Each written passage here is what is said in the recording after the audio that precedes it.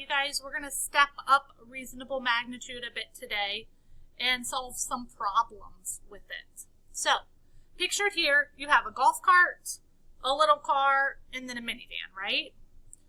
We are going to label these pictures based on what the directions tell us, okay? So up here it says, Lola said 7 people can fit in my car. Jimmy said, we have a car that only fits 2. Janet said, I thought all cars held 4 people like mine. Whose car is who? Well, let's go through the people.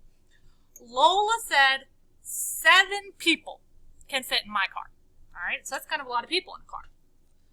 Well, I don't think this golf cart's going to hold 7. And I don't know. This car looks kind of squished, doesn't it? I think the best choice here is the minivan. So let's put Lola here. All right. Jimmy said, we have a car that only fits 2. But Janet said hers can hold 4. So, let's see. Can this one hold 4? No. But this one could, so maybe this one is Janet's car?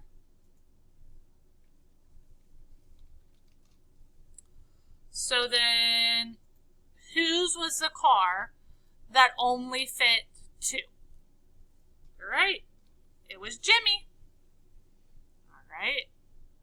Now, these are different size vases. Medium-ish one right there. Pretty big one right there, but that one looks awfully skinny, doesn't it? I bet that doesn't hold a lot. All right, so we're going to label the pictures with the numbers from the story. Kevin told his friend, my dad bought 24 roses for my mom. He told me to pick out the best vase. Kevin tried all the vases. Can you guess which vase held 2? Which one held 10? And which one held all 24? Well, we have to think about it at, like, size. Which one's the smallest, or going to hold the least? Yeah. The skinny one. Okay. Whoops. All right, which one is going to hold 10, like a medium amount? Yep. And which one can hold all 24? Are you thinking this one too? All right, I want you to get ready for tomorrow. Tomorrow for math, you are going to need crayons or markers or stickers.